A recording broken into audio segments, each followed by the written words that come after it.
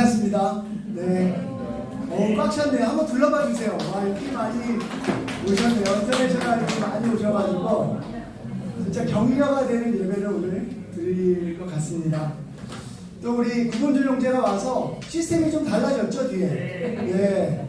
전문가는 달라요. 네. 자주 오십시오. 또 우리 영민자매가 성찬을 통해서 또 예수님의 십자가를 기억하게 해주시고, 그 다음에 정말 열심히 우리가 기도했는데 또 그 기도에 응답의 모습을 보여주셔서 감사합니다. 오늘 예배는 싱글하고 국제부를 격려하는 예배입니다. 그래서 예배 후에 점심 식사도 좀 함께 하고 교제하는 시간을 가지려고 합니다. 우리 옆에 싱글이나 국제부가 있으면 좀 격려해 주세요. 네, 격려해 주십시오.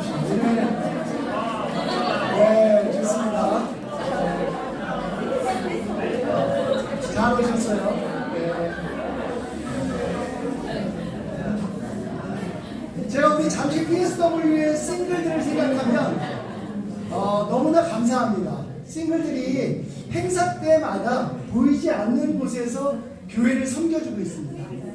우리가 이 예배 후에도 마지막에 이 자리를 정리하고 나가는 분들이 싱글인 경우가 대부분이에요. 그래서 저는 싱글은 우리 교회의 꽃이라고 얘기하고 싶습니다. 그쵸? 네. 왜냐하면 자매가 20명이에요. 딱 맞잖아요. 이 표현이 적당하지 않습니까? 물론 유일한 싱글 형제, 나사간 형제가 우리와 함께하고 있어서 너무나 더 감사합니다. 싱글 형제 자매 여러분들이 믿음을 굳게 지키면서 하나님에 대한 한결같은 사랑으로 교회를 섬기고 항상 기쁜 모습으로 우리가 예배를 드릴 수 있게 준비해 주셔서 너무나 감사합니다. 또 국제부는 어떻습니까? 우리와 함께해서 너무 감사한데요. 의정부, 동두천, 평택 그 먼 곳에서 달려와 우리와 함께하는 예배하는 모습이 너무나 감사합니다. 우리 격려의 박수 한번 주세요.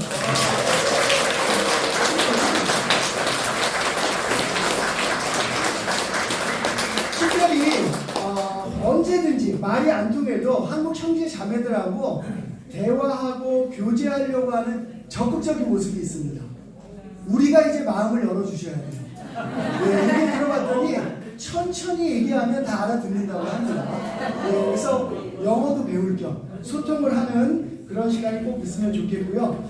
특별히 작년에 체육대회라든지 또 국제부 주간 예배를 생각하면 그분들의 그 순수한 마음에 그리고 하나님을 사랑하고 형제들을 사랑하는 마음에 큰 격려가 됐습니다. 감사합니다.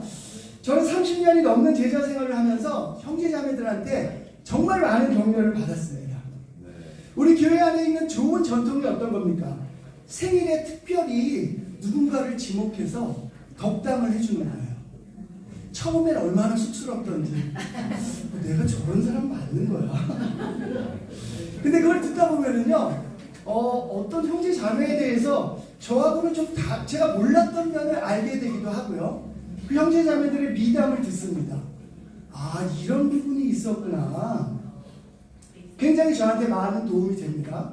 저도 모르는 사이에 사람들에 대해서 좀 판단하는 생각이 있었는데 그 덕담을 좀 입체적으로 들어보면은 아, 내가 좀 잘못했구나. 내가 더 사랑해야 되겠구나 라는 생각을 받게 됩니다. 저는 그 생일의 덕담을 들으면서 정말 세상에 나가서 싸울 수 있는 큰 에너지를 항상 매년 받습니다. 너무나 감사합니다. 사실 제가 오늘 이렇게 여러분 앞에서 말씀을 나눌 수 있는 것도 다 교회에서 받은 격려 덕분이에요. 처음에 하나님의 말씀을 단상에서 나누고 내려간 적이 있는데요. 형제자매들이 와서 저한테 엄청나게 격려를 해주는 거예요. 근데 솔직히 얘기해가지고요. 제가 무슨 얘기를 하고 내려갔는지도 몰랐어요. 처음이었으니까요. 근데 와서 엄청나게 격려를 해주는데 심지어는 제가 원고에서 언급하지 않은 부분까지도 얘기를 하면서 격려를 해줘가지고 이게 맞는 건가? 아무튼 그 격려 덕분에 저는 제가 내가 말씀을 나눌 수 있구나, 하나님의 말씀을 나눌 수 있구나 라는 생각을 하게 됐고요. 그게 지금 이 자리까지 저를 서게 했습니다. 우리한테 격려는 이렇게 중요해요. 한 사람을 살리기도 하고요. 또 한 사람을 하나님의 일꾼으로 키워내기도 합니다. 그래서 오늘 특별히 격려라는 말씀으로 여러분들하고 좀 말씀을 좀 같이 보고 싶습니다. 데살로니가 전서 5장 10절 11절에 이렇게 얘기하고 있습니다. 10절입니다. 그리스도께서 우리를 위하여 죽으신 것은 우리가 깨어있든지 자고 있든지 그리스도와 함께 살게 하시려는 것입니다. 그러므로 여러분은 지금도 그렇게 하는 것과 같이 서로 격려하고 서로 덕을 세우십시오. 사실 이 문장을 한 30번 읽어봤습니다. 이 문장이, 이 말씀이 앞뒤가 10절과 11절이 연결되는 걸까? 예수님이 우리를 위해 죽으셨는데요. 그것은 우리가 그리스도와 함께 살게 하시려는 것이고, 그 다음에 다음 문장으로 넘어가서 그것으로 우리가 하던 것처럼 계속 서로를 격려하고 서로 덕을 세우라고 하는 이야기입니다. 30번 정도 읽으니까요. 우리 마음속에 있는 십자가로 우리가 서로 격려하는 것이 필요하구나 라는 생각이 들었습니다. 그때 저에게 말도 안 되는 얘기를 하고 단상에서 내려갔던 저에게 많은 격려를 했던 제자들의 마음속에는 그리스도의 사랑이 살아 있었던 것 같습니다. 말씀에서 나오는 이 말씀대로 우리와 함께 살기 위해서 우리를 위해 죽으신 그 예수님의 사랑으로 저를 격려했고 저를 살렸다고 생각합니다. 지금 이 시간은 우리가 바로 그런 마음으로 서로를 격려하고 덕을 세워야 하는 시간입니다. 오늘 저에게는 두 개의 포인트가 있습니다. 첫 번째는요, 하나님의 눈으로 서로를 봅시다 하는 겁니다. 두 번째는 하나님의 마음으로, 가로 열고 사랑, 가로 닫고 하나님의 사랑으로 격려합시다입니다. 제가 길게 얘기하지 않아도요, 진정한 격려는 하나님의 눈으로 세상을 볼 때 가능합니다. 그리고 하나님의 눈으로 서로를 볼 때 가능합니다.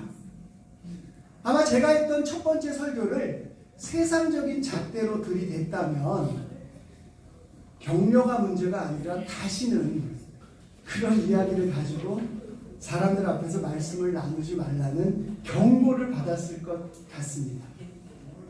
말씀드렸다시피 저조차도 무슨 말을 하고 내려왔는지 기억이 나지 않았으니까요. 근데 그때 우리 형제자매들이 세상적이지 않았습니다. 그때 저를 세상적인 잣대로 봐주질 않았어요. 하나님의 눈으로 봤습니다. 그렇다면 하나님은 이 세상을 어떻게 보고 계신가요? 하나님은 이 세상을, 여러분을 보면서 어떻게 보고 계실까요? 우리가 그 단초는 바로 예수님의 살과 말씀에서 찾을 수 있습니다. 누가복음 4장 18절 말씀입니다. 주님의 영이 내게 내리셨다. 주님께서 내게 기름을 부으셔서 가난한 사람에게 기쁜 소식을 전하게 하셨다. 주님께서 나를 보내셔서 포로된 사람들에게 해방을 선포하고 눈먼 사람들에게 눈뜸을 선포하고 억눌린 사람을 풀어주고 주님의 은혜의 해를 선포하게 하셨다. 예수님이 공생의 일을 시작하시면서 고향 회당에 들어가 구약을 펼쳐들고 읽는 장면입니다. 예수님은 3년간의 공생의 기간을 통해서 구약의 말씀을 많이 인용하셨어요. 특별히 그분의 탄생과 삶이 구약에서 예언된 메시아의 탄생과 예언임을 보여주기 위함이었습니다. 예수님 말씀하십니다. 내가 이 땅에 온 것은 억눌린 사람들을 해방하기 위해서 하나님이 나에게 기름 부음을 해주시고 내가 메시아로 이 땅에 왔다고 얘기를 하십니다. 이 말씀은 구약의 이사야서에서 인용한 말씀이에요. 이 이사야가 어떤 시대에 살았는지 잠시 우리가 살펴보겠습니다. 이사야는요, 주전 800년, 예, 이스라엘이 북이스라엘과 남유다로 나눠 살 적에 주변에 굉장한 강대국들 틈바구니 속에서 이스라엘이 어렵게 살던, 남유다가 어렵게 살던 시대였습니다. 예수님이 오셨던 시대는 어떤 시대죠? 로마의 압제하에 있던 시대였습니다.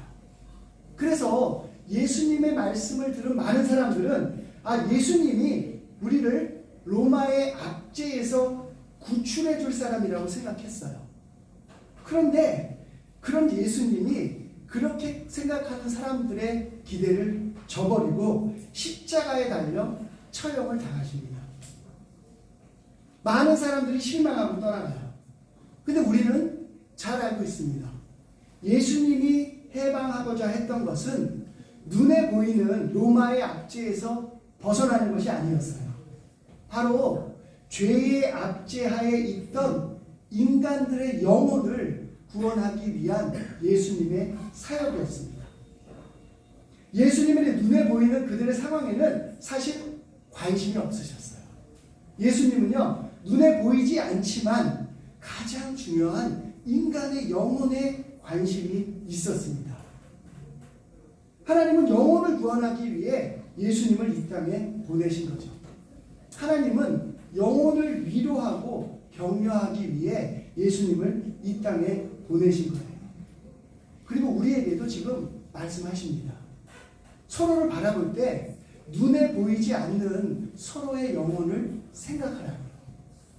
그 영혼을 격려하라고요. 그런 예수님이 어느 날 길을 가시다가 눈먼 사람을 고쳐주십니다. 요한복음 9장인데요. 1절에서 3절까지 제가 한번 읽어보겠습니다. 예수께서 가시다가 날 때부터 눈먼 사람을 보셨다.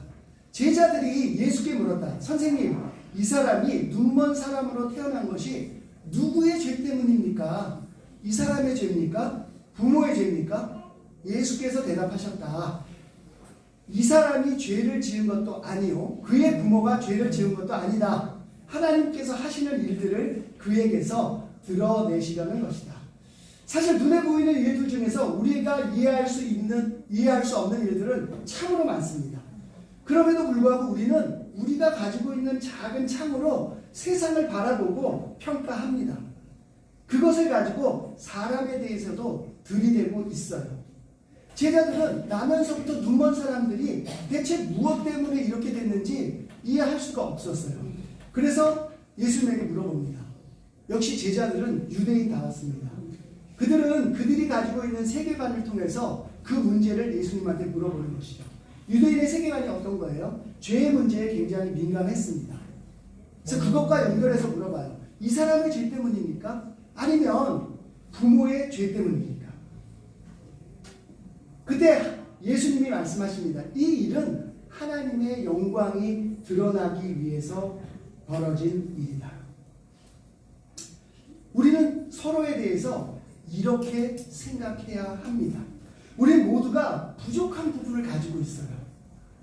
그것들은 하나님이 일하셔서 변화시켜 주실 부분입니다. 우리의 부족한 부분을 통해서 하나님의 영광이 드러나야 돼요. 우리는 서로에 대해서 이렇게 기대를 해야 합니다. 우리의 작은 창으로 누군가를 평가하면서 기대를 저버리고 실망하는 것이 아니라 하나님이 이 사람을 어떻게 바꿔주실지, 하나님이 나의 약점을 어떻게 바꾸셔서 영광을 드러내실지를 생각하고 기대해야 합니다. 드디어 예수님은 그의 능력으로 소경된 자의 눈을 뜨게 하세요. 평생 볼 수 없었던 그가 자신에게 일어난 일이 너무나 신기합니다. 그래서 사람들에게 막 떠들고 다녀요. 그 이야기가 바리새인들에게까지 들어갑니다. 아시다시피 바리새인들은 어떻습니까? 예수님의 흠을 잡아서 죽이고자 했던 세력들이에요. 예수님이 보여주신 기적을 의심합니다. 그래서 그 소경되었던 자를 불러서 신문을 해요. 그것도 2번씩이나. 두 번째 신문하는 장면입니다. 요한복음 9장 26절 29절입니다. 그래서 그들은 그에게 물었다. 그 사람이 내게 한 일이 무엇이냐? 그가 내 눈을 어떻게 뜨게 하였느냐? 그는 대답하였다. 그것은 내가 이미 여러분에게 말하였는데 여러분은 고지 듣지 않았습니다. 그러면서 어찌하여 다시 들으려고 합니까? 여러분도 그분의 제자가 되려고 합니까? 그러자 그들은 그에게 욕설을 퍼붓고 말하였다. 너는 그 사람의 제자이지만 우리는 모세의 제자이다. 우리는 하나님께서 모세에게 말씀하셨다는 것을 알고 있다. 그러나 그 사람은 어디에서 왔는지 우리는 알지 못한다. 당시 바리새인들은요, 잘 아시다시피 엄청난 종교적인 우월감을 가지고 있었습니다. 그런데 그들이 가진 그 신앙적인 우월감 때문에 그들은 진짜 봐야 하는 것을 볼 수 없었어요. 그들의 그 우월감은 하나님이 가장 중요하게 생각하는 인간의 영혼에 대한 것을 보지 못하는 큰 오류를 범하게 합니다. 또한 그들은 예수님을 인정할 수가 없었습니다. 그들이 오랫동안 갖고 있던 틀 안에서는 불가능한 일이었어요. 그래서 이렇게 얘기합니다. 우리는 모세는 알아.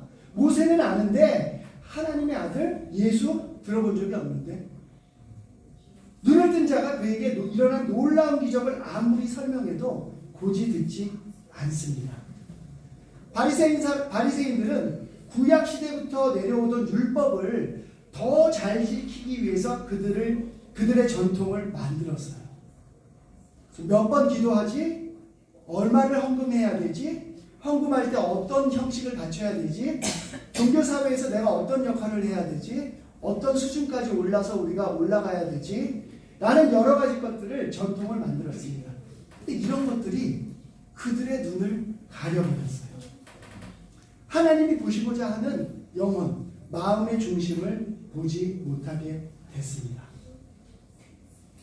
하나님은 예수님을 통해서 얘기하셨습니다. 인간의 영혼 외에는 관심이 없다. 내 눈높이는 딱 거기까지다. 그것은 처음부터 끝까지 한 번도 변한 적이 없습니다. 그리고 그것을 위해서 예수님을 이 땅에 보내셨어요. 우리의 반응은 어때야 할까요? 우리도 딱 그 눈높이에서 변함이 없어야 합니다. 딱 그 높이에서 서로를 바라봐야 합니다.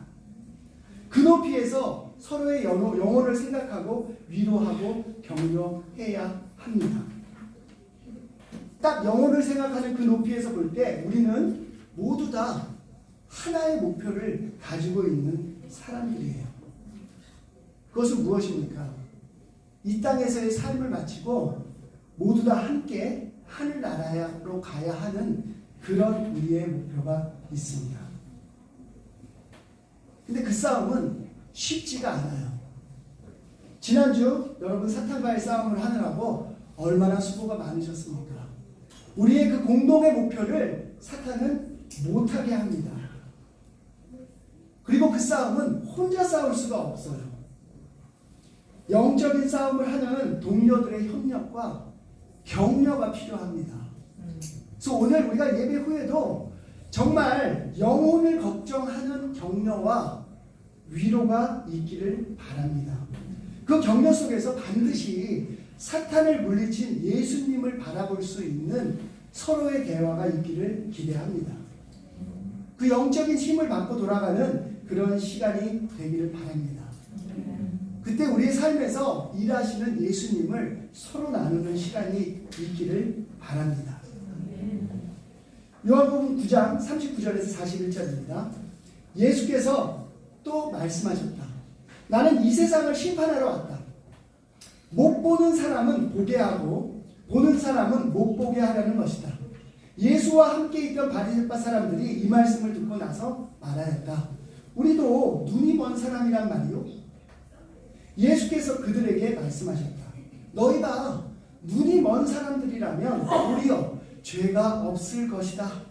그러나 너희가 지금 본다고 말하니 너희의 죄가 그대로 남아있다. 어쩌면 인간은 보기 때문에, 볼 수 있기 때문에 세상적인 것을, 슬픈 운명을 가지고 있는지도 모릅니다. 이 세상에서 보인다고 하는 것이 하나님의 눈으로 세상을 보기 어렵게 만들기 때문에 그렇습니다. 그래서 말씀에서 예수님이 바리새인들을 보면서 안타깝게 표현을 하십니다. 너희들이 본다고 하니 얼마나 안타까운 일이냐. 왜냐하면 그들이 본다는 것은 그들이 만들어 놓은 전통, 그들이 실제 눈에 보이는 세상적인 것에 불과했기 때문입니다. 우리 오늘 만날 때 내가 생각하는 우리 형제, 내가 생각하는 우리 자매, 그것이 아니라 정말 공동의 목표를 가지고 하나님 나라를 가야 되는 영적인 전사의 한 사람으로 서로를 바라볼 때 보이지 않는 부분에 대해서 서로 물어봅시다. 요즘 영적으로 어떻게 지내고 있는지, 정말 영적인 싸움을 어떻게 지내고 있는지 영적인 안부를 물어봅시다. 그리고 하나님의 눈으로 서로를 바라보며 격려합시다. 두 번째 포인트는요, 하나님의 사랑으로 격려합시다입니다. 여러분들이 많이 들어보신 얘기가 성경은 하나님이 주신 러브레터라는 겁니다. 그렇게 느끼세요? 네, 그렇게 느끼실 거라고 생각하고요. 예, 말씀을 진짜 많이 읽다 보니까요, 하나님은 정말 너무너무 어리석고, 이 표현이 죄송합니다. 너무 불경스러운 표현인가요? 말도 안 되는 콩깍지를 눈에 쓰고 계신 분이구나 라는 것을 알게 됩니다. 특별히 이스라엘 역사를 보면은요, 말도 안 되는, 인간적인 눈으로 보기에는 말도 안 되는 하나님의 역사와 사랑이 보여집니다. 그렇게까지 할 필요가 있어? 항상 용서하시고요, 함께 하시기를 약속하십니다. 인간의 콩깍지는 유통기한이 있잖아요. 예, 실제 연구 결과라고 합니다. 1년 조금 넘는다고 하니까요, 기대할 게 없어요. 1년이 넘으면은요, 장점도 단점으로 보인다고 합니다. 그러니까 세상의 사랑의 콩깍지를 가지고 지속적인 사랑을 이어간다고는 기대하지 마십시오. 예수님의 사랑, 하나님의 사랑을 배우셔야 합니다. 저는 요즘에 구약을 굉장히 재미있게 읽고 있는데요, 율법에 대한 것들을 하나하나 짚어보는 것도 재밌어요. 근데 이스라엘 역사를 연대순으로 보면서 그 시대에 살았던 예언자들을 통해서 하나님이 하시는 이야기를 들어보면 참으로 재밌습니다.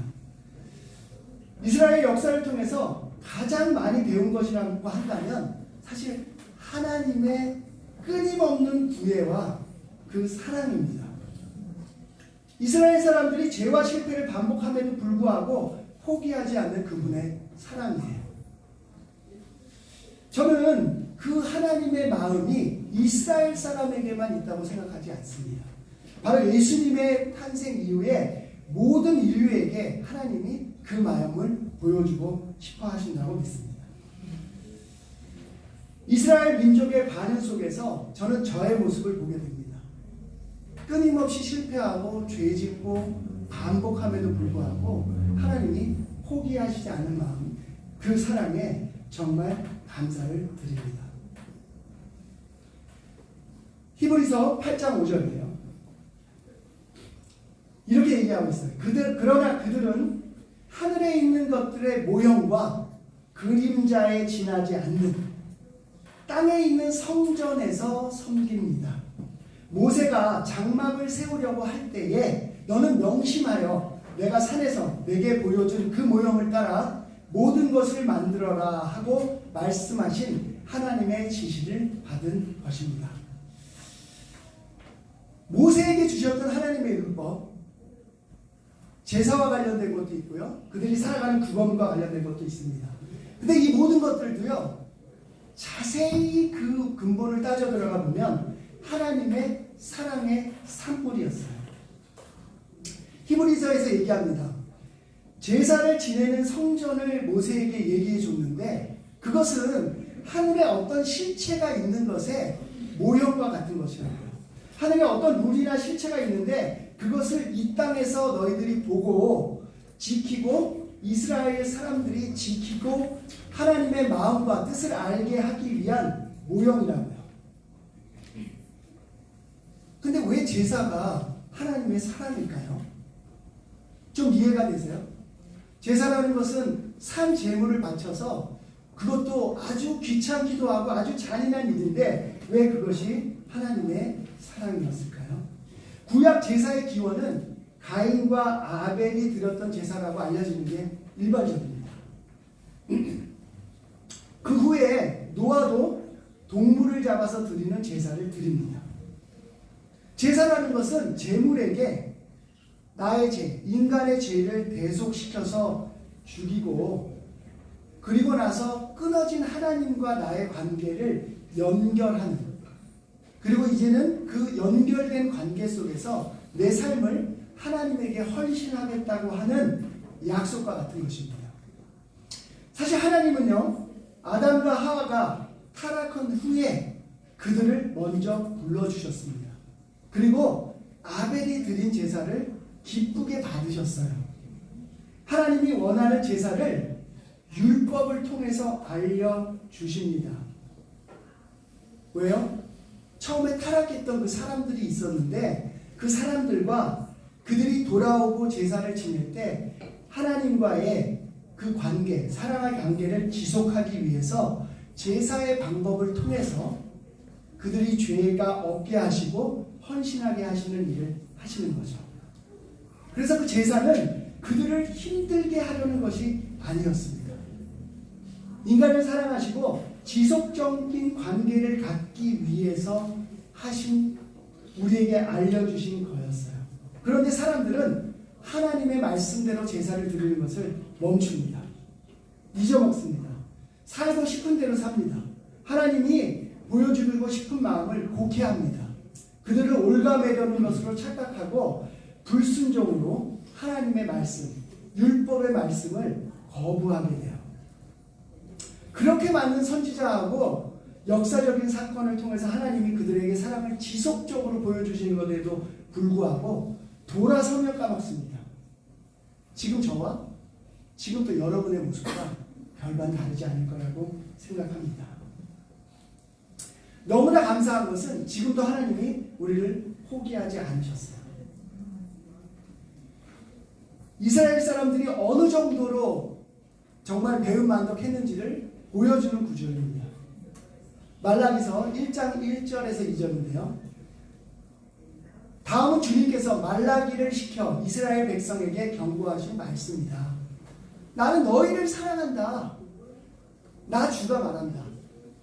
그때 이스라엘 사람들이 그러나 너희는 주님께서 우리를 사랑하시는 증거가 대체 어디에 있습니까? 하고 하나님에게 얘기를 합니다.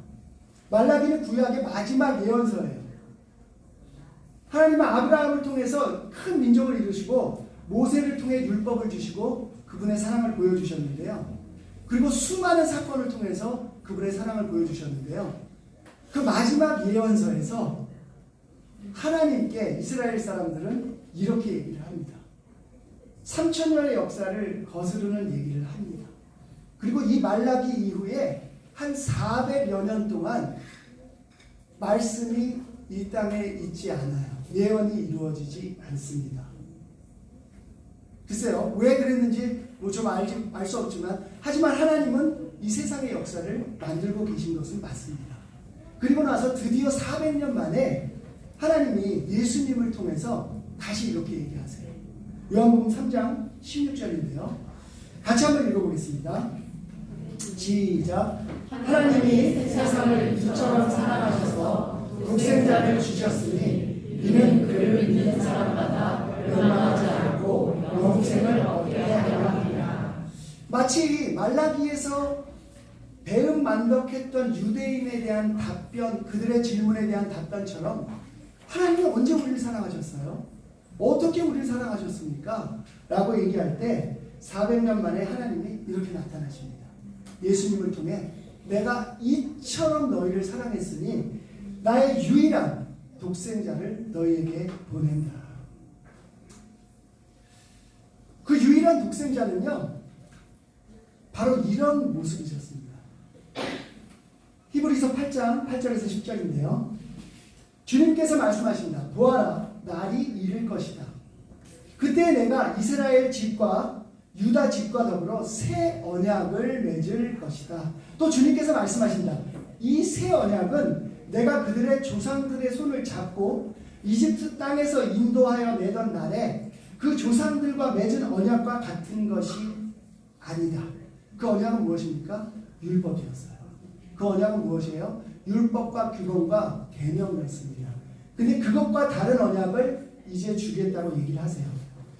그들은 내 언약을 지키지 않았으므로 나도 그들을 돌보지 않았다. 또 주님께서 말씀하신다. 그날 뒤에 내가 이스라엘 집과 맺을 언약은 이것이니 나는 내 율법을 그들의 생각에 넣어주고 그들의 마음에 다가 새겨주겠다. 그리하여 나는 그들의 하나님이 되고 그들은 내 백성이 될 것이다. 예수님이 오신 것은요, 하나님의 사랑의 최고봉입니다. 그전에도 끊임없이 율법과 제사라는 언약, 수많은 역사를 통해서 사람들을 사랑한다는 걸 보여주셨는데 다 깼어요. 그래서 마지막 이 새 언약은 깰 수 없는 새로운 언약을 보여주겠다고 하십니다. 그것은 바로 무엇입니까? 하나님의 사랑을 우리 마음속에 새겨주겠다고 하는 겁니다. 이제 망각할 수도 없고 이제는 돌처럼 깨트려 버릴 수도 없는 겁니다. 그들은 그저 유대인들은, 바리새인들은 사람이 만들어 놓은 종교적인 전통을 지키는 것이 하나님을 따르는 것이라는 착각에 빠져 있을 때 하나님의 마음을 헤아리는 본질에서 멀어졌습니다. 바로 이 말씀은 지금 우리에게도 유효한데요. 예수님을 따른다는 것, 십자가를 기억한다는 것은요, 종교적인 행위가 아니라 바로 우리 마음속에 하나님이 새겨주신 새 언약을 이제 떨쳐버릴 수도 없어요. 그 언약을 기억한다고 하는 겁니다. 오늘 격려하는 시간에 여러분의 마음속에 있는 십자가를 꺼내 들고 하나님의 끊임없는 사랑을 꺼내 들고 그것을 실천하는 격려를 하시기를 바랍니다. 십자가의 격려는 어떤 겁니까? 지치지 않는 겁니다. 그냥 끝판왕이에요. 십자가는 격려를 위한 모든 것을 다 담고 있습니다. 하나님과의 화평, 사람들과의 평화를 이룰 수 있는 모든 것이 그 십자가 안에 담겨 있어요. 오늘 하나님의 사랑으로 우리가 서로를 격려합시다. 말씀을 정리하겠습니다. 하나님의 눈으로 세상을 바라봅시다. 사람의 영혼을 가장 귀하게 생각하는 하나님의 마음을 생각합시다. 우리 같은 목표를 가진 동료들을 그 영혼을 위로하고 격려합시다. 우리 모두에게는 그 힘이 필요합니다. 포기하지 않고 우리가 마음대로 재단하지 않고 하나님의 기대를 가지고 사람들을 바라보고 격려하는 오늘 여러분들이 되시고 시간이 되시기를 바라겠습니다. 말씀을 마치겠습니다.